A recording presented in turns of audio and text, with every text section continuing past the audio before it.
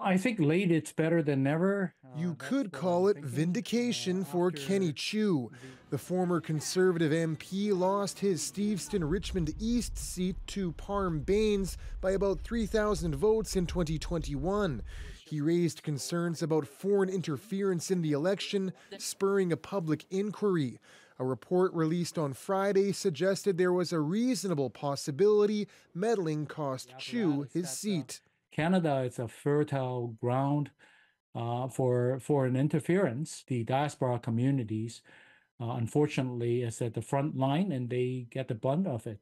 The report cited misinformation about Chu that was spread by online outlets and social media sites with ties to Beijing. Canadians may have lost a little bit of confidence in our electoral system. A finding that comes as no surprise to this former Canadian intelligence official. And that is kind of the end game of a lot of authoritarian states. Their contempt for liberal democracies is we'll eventually not participate and not see them as valid.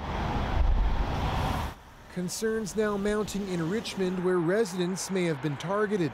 English is not our first language. Even though we watch English news, many diaspora, including the Chinese community, we watch and receive news in Chinese. Civic education advocate Ken Tung says misinformation can be hard to avoid for many. He says possible influence of Beijing over the community is upsetting. We moved to Canada is want to leave all the threat behind.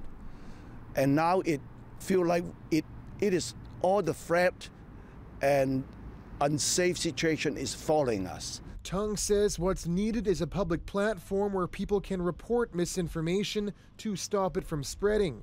He's also calling on community members to look out for themselves and each other. If you have the engagement, you can receive proper information. The federal inquiry will now look at ways to stop foreign meddling, with more hearings expected later this year. John Hernandez, CBC News, Richmond.